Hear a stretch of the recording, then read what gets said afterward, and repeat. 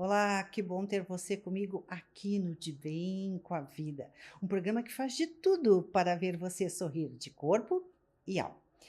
E o programa de hoje está sensacional. Mentes brilhantes e temas polêmicos. Confere o que nós produzimos para você. Por que será que as mulheres concorrem com mulheres? Quem nos orienta é a nossa colunista terapeuta Cláudia Fortuna. E vamos saber também sobre verdades e mitos aqui do Rio Grande do Sul, dentre eles Bento Gonçalves, com o pesquisador Edson Hunter. Sorria, porque o De Bem com a Vida está começando.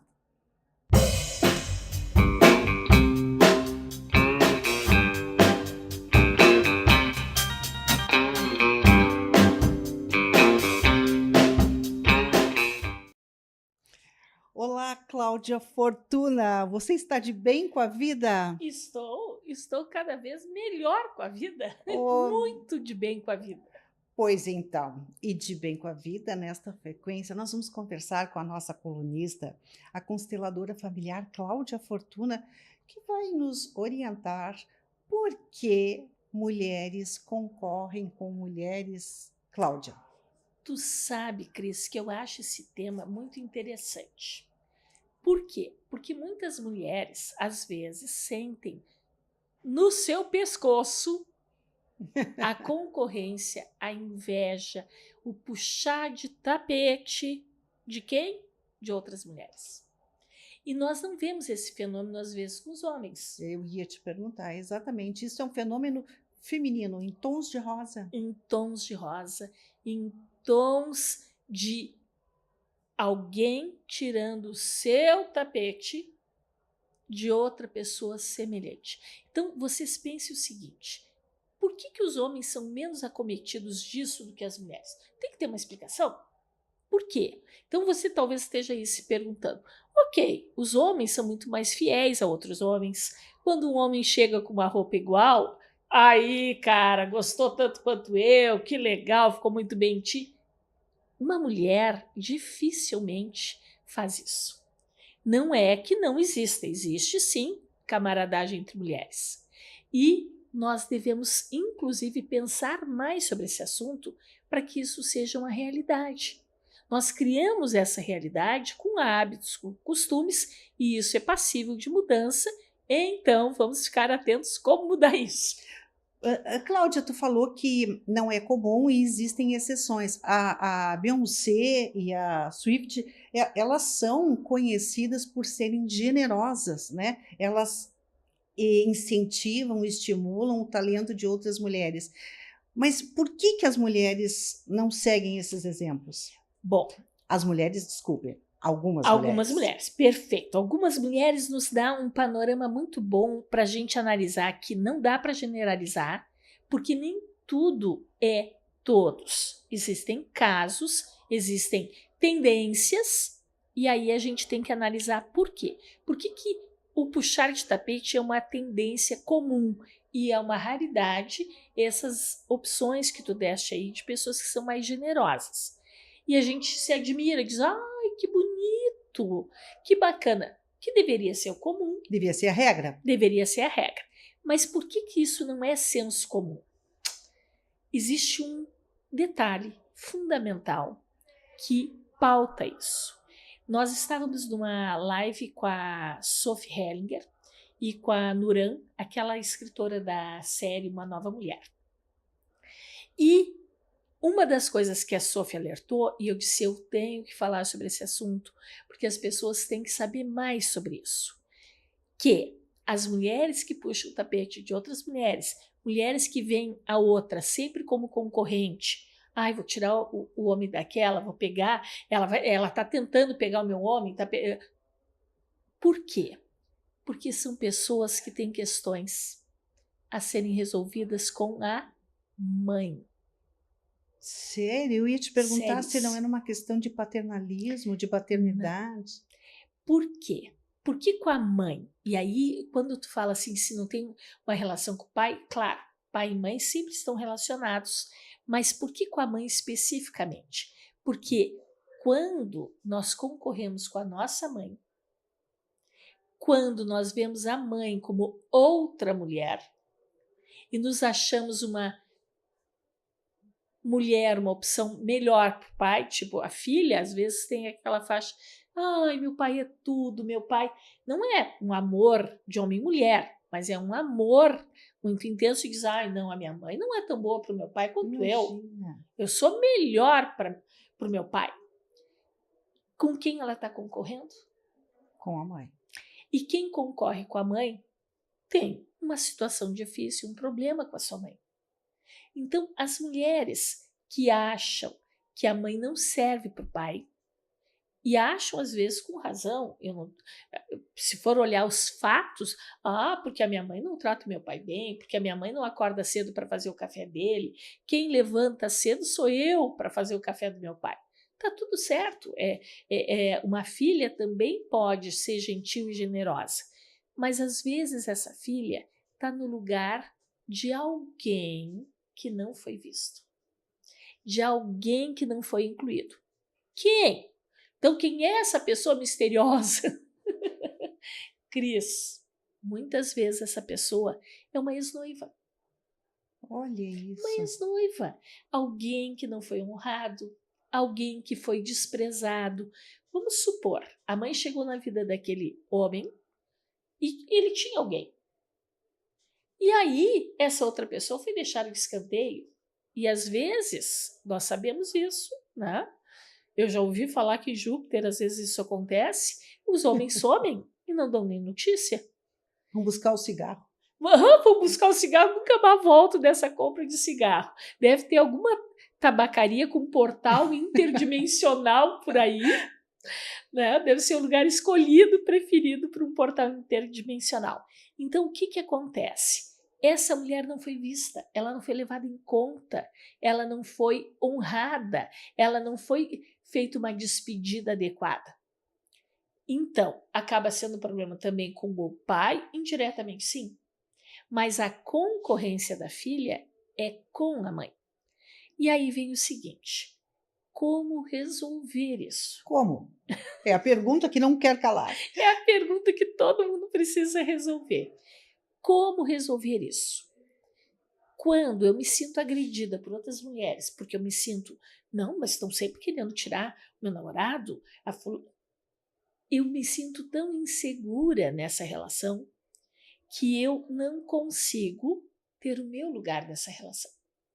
Quem foi a mulher que ficou insegura numa relação? Quem foi a mulher que não foi vista? Às vezes era até casado. Sim, acontece. Às vezes era noivo, às vezes era só um namoro e a pessoa podia estar apaixonada. E aí, essa pessoa não teve o seu lugar, não foi vista, não foi honrada, não foi incluída. Olha, o teu pai teve uma noiva antes de mim, mas ele primeiro terminou com ela, ou terminou com ela, pôs um ponto final e depois nós iniciamos. E às vezes não é assim. Às vezes as histórias que nos contam, São histórias. a gente vai descobrir, né, Cris, que tem outro lado naquela história. Então, olhe para a família de vocês, olhe para as histórias que eles contam e às vezes tente abrir a sua mente e entender que essas histórias elas podem ter entrelinhas, elas podem ter pessoas que não foram vistas. Vamos supor, duas amigas concorriam por um mesmo belo rapaz. E esse rapaz namorou com uma, né? Mas namoro é isso, é teste. A gente testa É um primeiro. test drive. Namorou com uma, depois namorou com a outra, e aí uma concorreu com a outra, porque também já tinham problemas lá com as suas mães, e ele teve que decidir por uma delas. Como que a outra fica? Provavelmente muito magoada. Com certeza. Provavelmente com raiva. Provavelmente achando que ela era uma melhor opção para aquele rapaz. E que a outra roubou. Será que a gente rouba o amor de alguém? Acho que Se ele é verdadeiro, eu não acredito que se roube. Porque amor não é alguma coisa que a gente... agora eu quero amar. Agora eu quero gostar de abacate. De uma hora para outra eu quero gostar de abacate. Ou eu gosto, ou eu não gosto. Então, gente, fica uma dica muito importante. se vocês conhecem, porque claro que não é você, né? Claro. Se vocês conhecem mulheres que concorrem com outras mulheres, analise como é que é a relação com a mãe. Analise como é que era a relação entre o pai e a mãe. E se isso acontece com você na sua família, dê uma olhada como é que era o relacionamento dos pais. Como é que surgiu esse amor? Como é que surgiu esse relacionamento? Ninguém foi tirado de ninguém? Isso aí, mas é uma dica sensacional. E vamos aproveitar que nós estamos em outubro, no mês do cuidado da mulher, no outubro cor-de-rosa, e vamos expandir esse cuidado com a nossa pessoa ou com outras pessoas que não são queridas e passe um pente fino para ver onde a gente pode melhorar, poder entender e utilize, usufrua, aproveite da constelação familiar que tem trazido resultados absolutamente assertivos. Cláudia, fortuna, é sempre uma fortuna poder te receber aqui Que bom. no De Bem com a Vida. Que bom, Cris, que bom. E se eu puder falar uma última coisa Pois que eu não não. falei, agora tu falaste aí, mas eu não falei. Às vezes precisa dar uma olhada com a constelação para resolver ou tentar resolver essa questão. Então, fiquem atentos a isso. E fica a dica. Fique conosco. Agora vem os nossos incríveis comerciais e nós voltamos com outras pautas incríveis.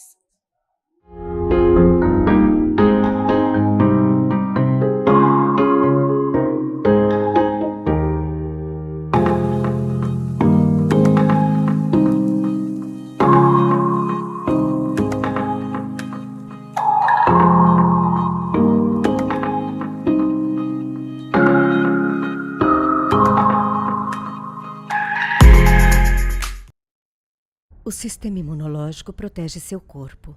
Ele é essencial para a sua sobrevivência. Quando seu sistema imunológico funciona da maneira esperada, você se sente bem. Seu sistema imunológico está evoluindo todos os dias, enquanto combate as várias ameaças à saúde do mundo moderno de hoje. 4Life Transfer Factor é a maneira natural de fortalecer seu sistema imunológico. 4Life Transfer Factor educa suas células imunológicas. Dá suporte a seu sistema imunológico para que ele seja capaz de reconhecer, reagir e se lembrar de possíveis ameaças.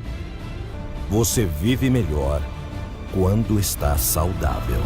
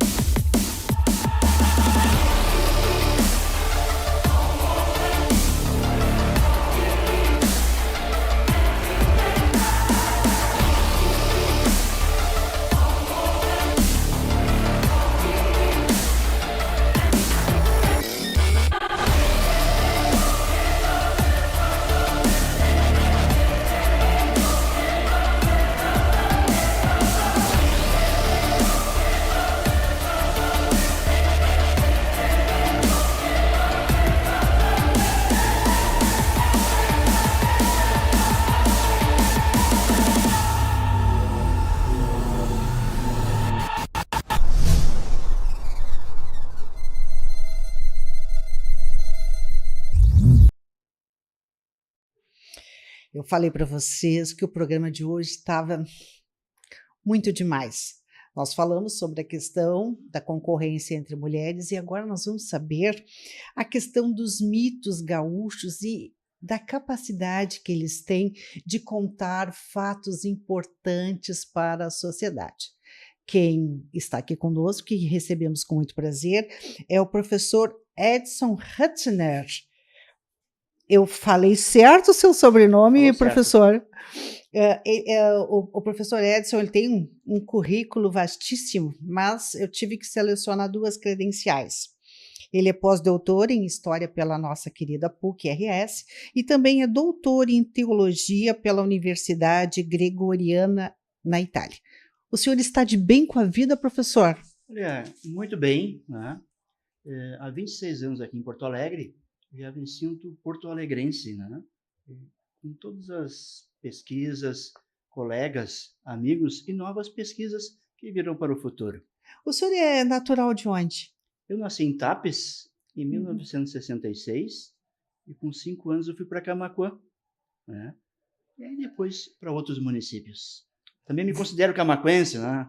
Viajou, estudou fora na É. Europa e agora voltou. Vou lhe fazer uma pergunta indiscreta. Quem faz teologia é padre?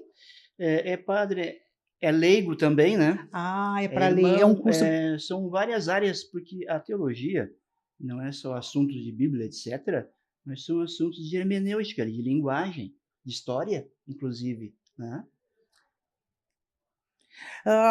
Bom, muito obrigada. Uhum. Desculpe a minha indiscrição, mas a gente fica curiosa, né? Se quem fez teologia, no caso, são os párocos. Não, os párocos podem fazer e as pessoas leigas também. Professor, aproveitando a sua expertise e toda a sua pesquisa, explica para nós o que vem a ser mito. Olha, a palavra mito, né, ela nos vem de tempos áureos, né, desde os mitos gregos, né, histórias da Grécia, e essa ideia do mito, e também de lendas que entram nessa mesma perspectiva, formaram a identidade de gerações conforme o seu país, né, conforme a sua cultura. Então, voltando para os nossos mitos, Cris, aqui do Rio Grande do Sul, existem muitos mitos, né? Muitos mitos aqui no Rio Grande do Sul. De modo particular, ultimamente é Sepete Araju, né? Aquele índio da época das reduções jesuíticas, né? Tem o Saci Pererê, tem o Negrinho do Pastoreio, tem um Boimbiá, que na verdade não é Boi Bumbá, né? Em Boimbiá vou dizer assim, cobra de fogo, que é um mito que veio lá dos indígenas, né? Às vezes a gente pensa em Boimbiá, né? Não, mas não é o mito do Boitatá, não. Da cobra outro grande, boi. é outro boi, né? Que tem muito na Amazônia. Morei na Amazônia há 2 anos, né? Sim, No Alto sim, Solimões. sim. Então, essas histórias são vastas e, naturalmente, nós podemos falar de cada uma, Cris, né? Pelo seu significado. Mas como é importante já anunciar aqui, porque isso abre janelas para muitas pessoas pesquisarem e colocar essas histórias da sua vida, na sua família. Perfeito. Professor, qual a importância? O senhor que é um historiador, já viveu em vários lugares do Brasil e do mundo, qual é a importância do mito para a sociedade? Olha, eu vou dizer assim que o mito, ele faz família, né? Todo mundo quer contar uma história. Quando alguém quer contar uma história, como nós estamos fazendo aqui, e hoje pelos meios de comunicação, isto agrega, né? Como um mundo de relações. Primeiro, ele forma uma casa. Desde a antiguidade, aqui no Rio Grande do Sul, nas colônias, nas casas, os apartamentos também hoje, né? A coisa mais importante é reunir as crianças que estão interessadas a ouvir uma história, né? A novidade, a algo totalmente diferente que às vezes não se acredita, né? Por exemplo, o Negrinho do Pastoreio. Olha só, tem uma imagem linda ali, que quando ele saiu para buscar os cavalos que tinham fugido, a sua vela que ele carregava, né, quando caía uma gota de cera, se transformava em luz e mostrava o caminho. Então, o mito traz essa questão da mística, do transcendente, e ao mesmo tempo nos revela uma história que foi construída na sociedade e que de alguma forma aconteceu. Nós poderíamos dizer que o mito ele pode apaziguar o coração das pessoas, especialmente hoje em tempos assim tão turbulentos? Com certeza. E me fez lembrar, Cris, um mito. Eu morei na Amazônia, com a fronteira com a Colômbia e o Peru. E lá tem o mito dos índios ticunas, que a tradução é nariz preto. E nesse mito, olha só, Cris, tem 2 heróis que constroem o seu povo, que é o Ipe e o Joy. Eles estão sempre brigando. mas eles não se matam. Eles Brigam, se traindo, entendeu? E o coisa que toda. eles disputam? Disputam coisas do cotidiano, né? Quem é que vai fazer a canoa? Não, sou eu, vou na frente, aquelas coisas. Não, eu vou comer 2 frutas, tu vai comer só uma, né? Aquelas Entendi. coisas. E aí, pelo fato desses 2 irmãos não brigarem, dificilmente a gente vê nessa aldeia alguém se matando. Porque os 2 irmãos, na criação, não se mataram. Sim. Tu vê que isso formou a mentalidade nessas aldeias indígenas de lá, por exemplo, mas não só de lá, serve para nós também, né? Olha aí, um Sim. mito onde 2 irmãos não se matam, né? Por exemplo, Rômulo e Rêmulo, né? Nossa, já é o oposto. É o oposto que um mata o outro, né? Pelo poder. Caim e Abel também na Bíblia, né? Uhum. Sabe, o mito, dependendo do mito, ele é capaz de reconstruir um povo. Olha, que fortes, que pena, né, professor, que a história ela não seja tão difundida para as pessoas, porque olha que riqueza as pessoas teriam conhecendo o passado e podendo se organizar no presente para projetar o futuro.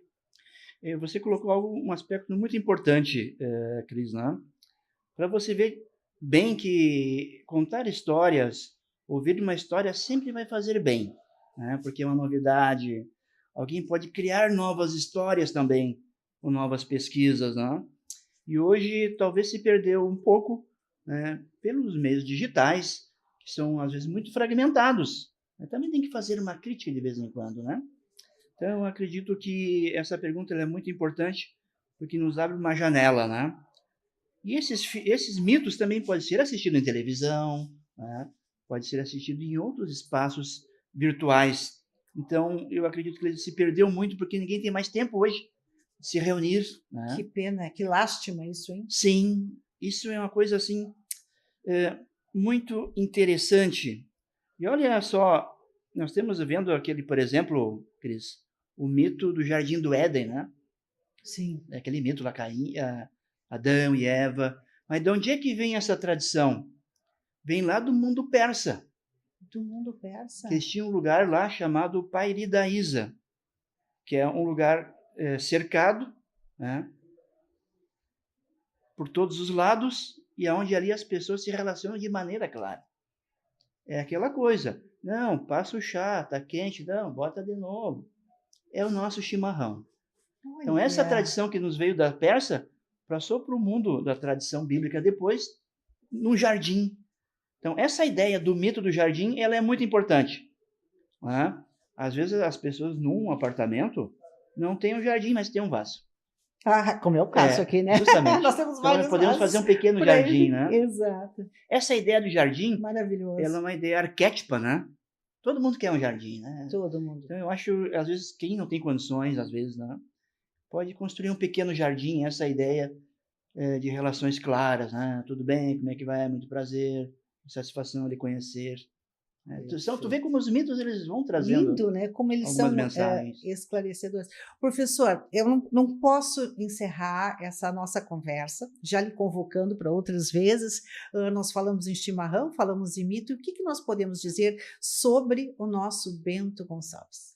E está aí o dia 20 de setembro, né, Cris? Vamos comemorar agora, para quem foi ali aqui no acampamento Farroupilha, né? É um mito, né? Com certeza, Bento Gonçalves é um mito e, ao mesmo tempo, é uma história real, de verdade. Né? Ela aconteceu, né? Toca ela, né? Então, Bento Gonçalves, precisaria muito tempo conversarmos sobre ele. Mas uma das pesquisas que nós realizamos, e está publicada em artigos, nós descobrimos uma foto dele. Mas foto do Bento? Depois eu ia... Pô, mas que negócio é esse, né? Tá meio estranho isso, né? Muito bem. Em 1833, na França, Louis Desgarret, ele criou o primeiro máquina de fotografia em visão comercial, que era uma caixa, né? Em 1833, na França. E lá tiraram as primeiras imagens. E tinha uma placa de bronze, pegava imagens, né? Essas imagens teriam que ser trabalhadas um pouco. Essa Degarré, essa caixa fotográfica, ela veio para o Uruguai em 1839, 38, 40, para divulgar isto. Passou no Rio de Janeiro antes, né? E depois chegou no Rio Grande do Sul com fotógrafos ambulantes. Aqueles filmes que a gente vê, né? No fotógrafo numa cavalo, levando a caixa. Né? E aí chegou no Cristal, que era a casa do Bento Gonçalves também, a família dele, e lá fez uma foto. E essa foto que essa foto que nós temos aqui, né? Que depois, em 1880, né, 60, trabalharam era melhor e colocaram em papel. Está comprovado cientificamente. Maravilha! E ainda nós temos uns minutinhos, professor, e o senhor diria que essa fama que Bento Gonçalves construiu é fake ou é verdade? É verdade essa fama dele, né? Do meu ponto de vista, né? Sim. Alguém pode ter outros, né? A sabedoria, assim, são pequenas ilhas de sabedoria, nós vamos aproximando elas, né? Então, ele queria uma república federalista independente do Império, como já estava acontecendo na Itália, no Uruguai. Era todo mundo, né? Como aparece um celular ali, não, eu quero o celular aquele ali. Então, o celular do Bento Gonçalves é esse, uma república, né? Sim. É claro, com suas críticas, e todo mundo tem, né? Mas então, com certeza, ele invadiu Porto Alegre no dia 20 de setembro, né? Ele saiu lá de Camaquã, Guaíba, ele invade aqui. Porto Alegre tem que ter muita coragem para isso, para criar uma república independente do Império, né? Queria uma administração própria, né? Então, eu acredito por esse vetor, né? Nós acreditamos que, no meu ponto de vista, ele deve ser valorizado. Com todas as críticas que tem que fazer por outros fatos, né? Tá certo. Nós vamos ter o professor aqui outras vezes para essas aulas de história. Vamos encerrando, desejando a você uma semana maravilhosa, com muita cultura, muita saúde e muita paz. E até o nosso próximo De Bem com a Vida.